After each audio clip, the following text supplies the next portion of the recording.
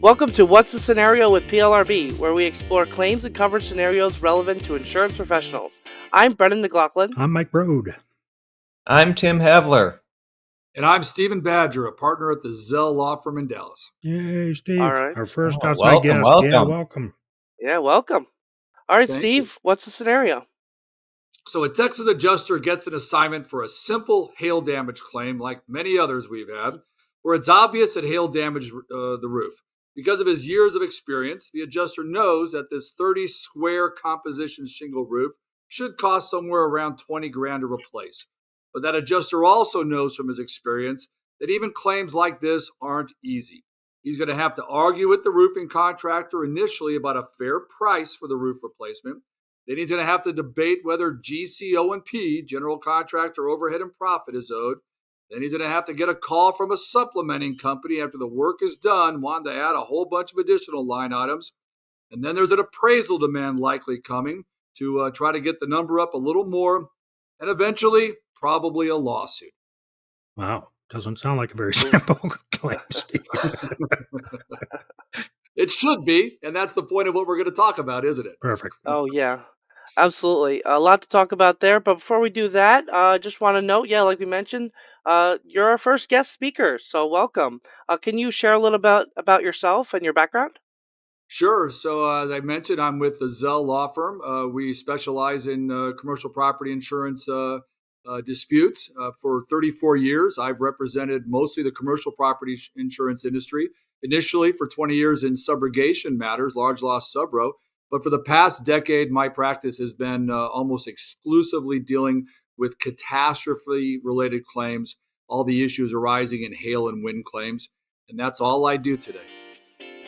Perfect.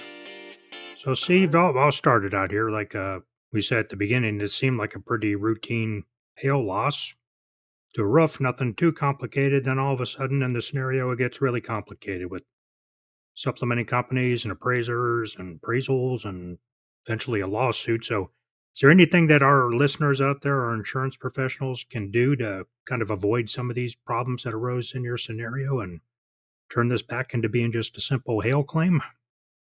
Yeah, so let's focus first on what we know is going on and the problem we have. There are all kinds of people, outsiders to our policies, who are trying to inject themselves into our claim process for their own financial gain. Contractors are obviously part of the process, but now we've got all these other people, public adjusters, who there's a role for. I respect PAs, but some I don't know much about, supplementers, appraisers, lawyers, etc. So the focus here is, how do we make sure that Mrs. Smith's simple roof claim, that we want to buy her a roof, how do we get it back to a simple scenario where we can make sure that that claim is paid and that roof is replaced as quickly as possible? Right. And the one thing that I'm seeing more and more now in the past couple of years in particular is that our clients are saying, you know what, we've had enough with all these scenarios, everybody trying to profit from the claim. Why don't we just do what our policies allow us to do? And that is to invoke our option, which is in our policies, which gives us the right to go out and replace the roof. And it's always been in most of our policies. We've been afraid to do it because we don't want to own the roof. We don't want to become contractors. But there is now a growing interest in trying to develop programs where instead of sending out dollars that can be siphoned off by third parties, we work with a preferred contractor network who can go out there and fix Mrs. Smith's roof quickly in a code-compliant manner, and we can be done. And that's what we're seeing, a big interest amongst our insurance company clients in going towards. Steve, do you see companies usually having an endorsement when they engage in these programs, or can they just solely rely on the base policy and the R option, or is it usually, are you seeing the endorsements? Yeah, they can rely upon the our option, and we see that in some matters. In fact, we have a number of matters where we've told our clients recently, hey, let's just invoke our option and move forward. However, we strongly recommend, as the preferred practice, is to have an endorsement, have a preferred contractor network endorsement. A lot of the older ones are called manage repair. I don't like that phrase because we're not managing the repair. We don't want to manage the repair. So I don't like that phrasing. But a preferred contractor network endorsement where the insured agrees that a preferred contractor network can come in and replace the roof. We believe that's a much better option. And there's a number of companies that are working on those forms now. Some departments of insurance have already approved them for our admitted clients. And we're seeing a push toward endorsements. And one of the interesting issues is it an optional endorsement? Or if the insured agrees to it when purchasing the policy, it could even be a mandatory endorsement that requires the insured to go into this program in certain types of claims, and particularly if it's a hail or wind claim, it makes sense to have a mandatory endorsement in that situation. Yeah, I was curious there, Steve. Are you a advocate of one way or the other? Or because I could see from the consumer standpoint, they might say, well, some won't know any roofers, so they would be happy to have somebody like in queue to help them out. But some might say, hey, I know a roofer. I want to go with this direction. Is there any thoughts on kind of that scenario? Yeah, I'll tell you, my recommendation to my clients is to have a mandatory endorsement where at the time the policy is purchased, the insured is given an option. Hey, we have two policies here. You can buy this one for $3,000 that does not have this endorsement, but for $2,600, $400 premium discount, you can get this one that does have the mandatory endorsement. And guess what? If your roof has to be replaced due to wind or hail, we're going to refer you to this network. They're going to send you a contractor out there, and they're going to put on a code compliant roof for you. So you don't have to worry about finding a roofer. And what is the insured going to do all day long? Yeah. I'm going to save $400 and you're going to send me out a roofer. So I believe that works, but I will say this. I only support programs where I view it as a win-win-win. The insurance company wins by paying a fair price and avoiding all the crap that goes on in claims now. Number two, the contractor wins by getting enough money during the program to put on a code compliant roof. And the insured wins by getting a properly installed roof by a qualified contractor. So when I'm working with our clients, we're making sure that three-legged stool I like to talk about, where it's a win-win-win for everybody, is part of the program. Yeah, I like that. Even the other part that you brought up too is because I just met with my agent on my homeowner's claim, and I'm here in Ohio, and yeah, they're about to do a 1% wind hail deductible regardless. So I get that, but the part that I really liked is because you're right. I mean, the storms are out there. We're getting more storm claims, and insurance folks are great folks, but you got to get the proper premium for your risk. So it makes sense. But yeah, I like that thing about not only do you do this will be more convenient for you as a policyholder, but also there could be a premium reduction if you decide to go with the preferred contractor, which is an added bonus to your policyholder. And there's other things we can do as well. The premium discount on the front end. But I also know, and I'm sure our clients or the company's actuarials will agree, that with all these other issues no longer part of the process, maybe we could have a lower deductible. Maybe we could go from a 2% to a 1% deductible. Maybe we could offer a complimentary upgrade to class 4 hail-rated shingles. We can do things for the benefit of the insured as well, because we know that all the additional LAE, loss adjustment expense, all the litigation expense, all those issues go away if we just write a fair Xactimate estimate, agree to pay that preferred contractor network that price, and they go put on a code compliant roof. Everybody wins, the cost is less, and our insured gets its roof replaced quickly.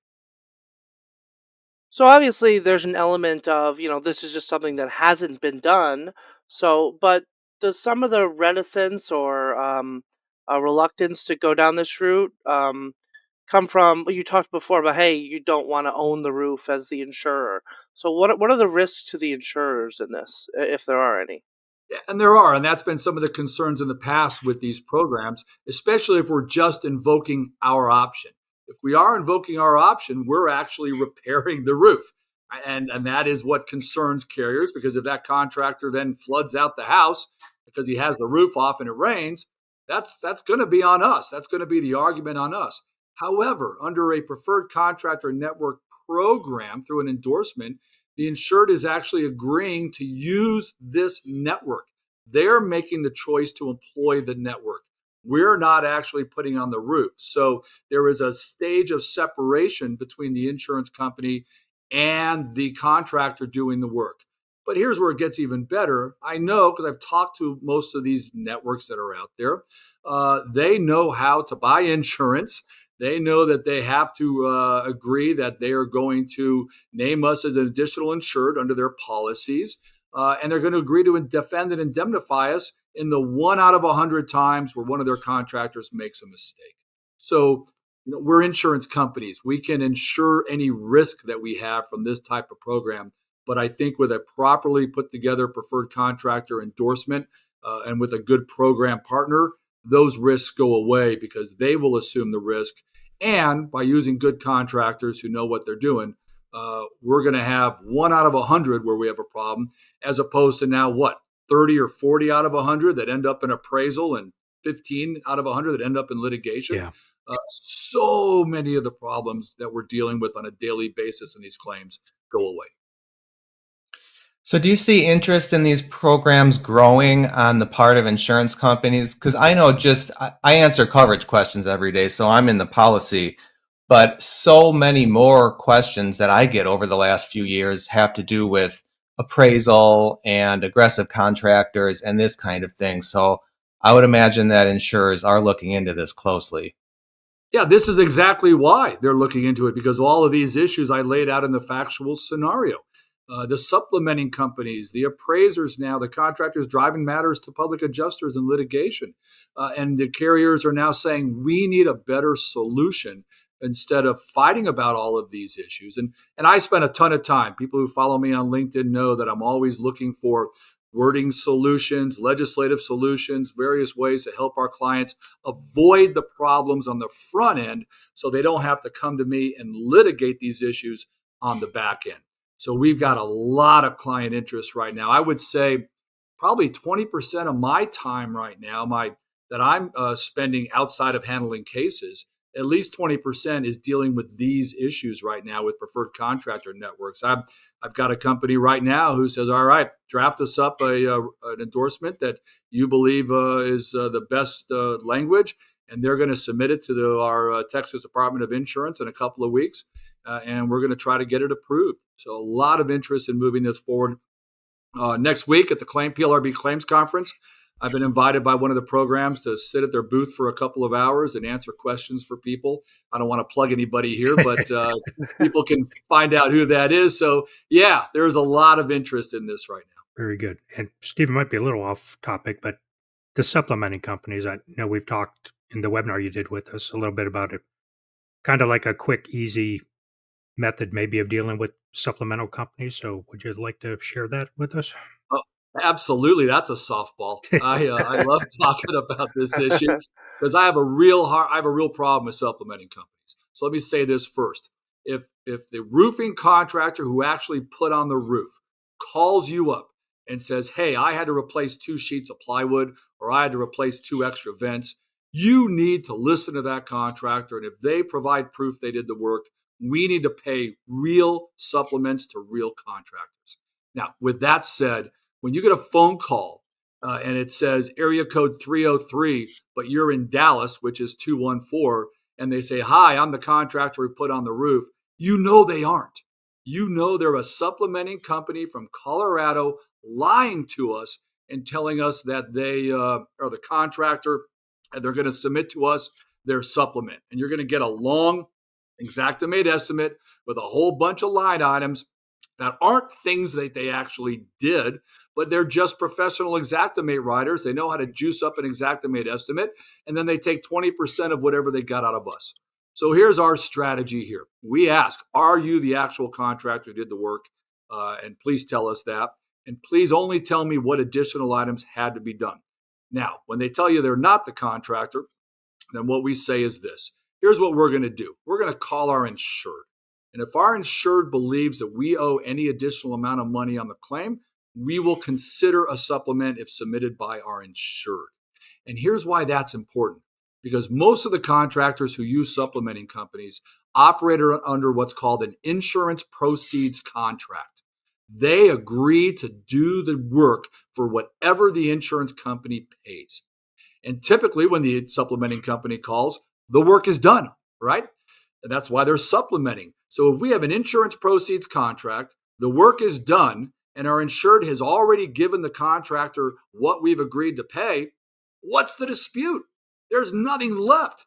So when we call up Mrs. Smith and we say, hey, we got a call from a supplementing company. Do you think we owe you more money?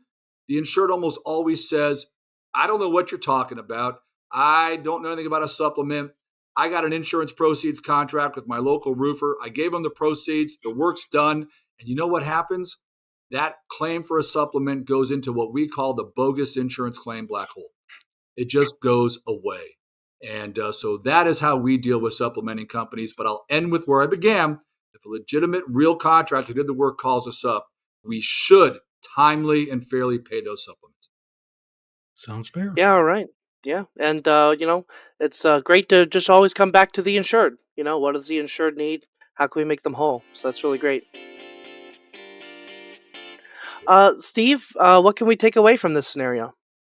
I think the takeaway is that we need to continue to explore ways to make sure that our claims are paid to our insureds quickly, fairly, and without all these interlopers who are jumping into the process for their own financial gain, trying to squeeze a little bit of money into their own pockets. Let's make sure that we find ways to fix the insured's damage. And we strongly believe that looking at these preferred contractor networks is a way to achieve that objective.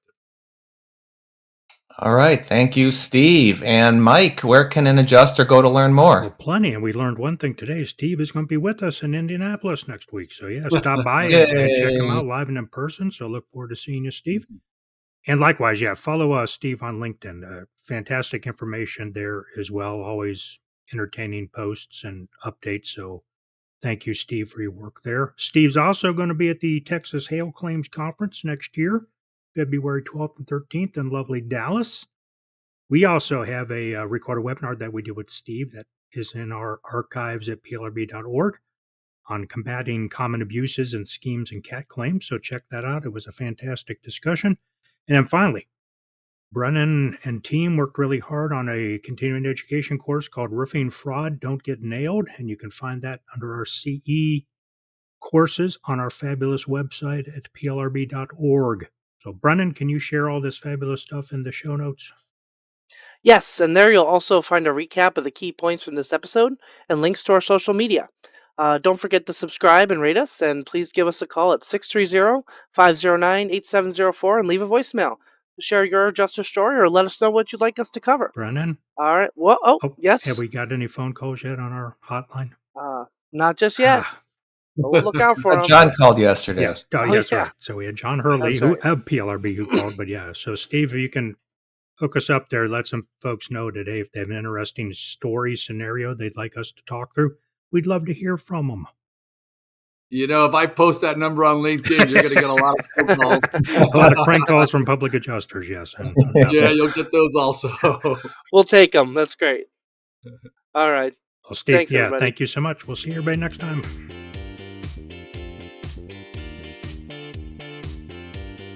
The views and opinions expressed in this resource are those of the individual speaker and not necessarily those of the Property and Liability Resource Bureau, its membership, or any organization with which the presenter is employed or affiliated. The information, ideas, and opinions are presented as information only and not as legal advice or offers of representation. Individual policy language and state laws vary, and listeners should rely on guidance from their companies and counsel as appropriate.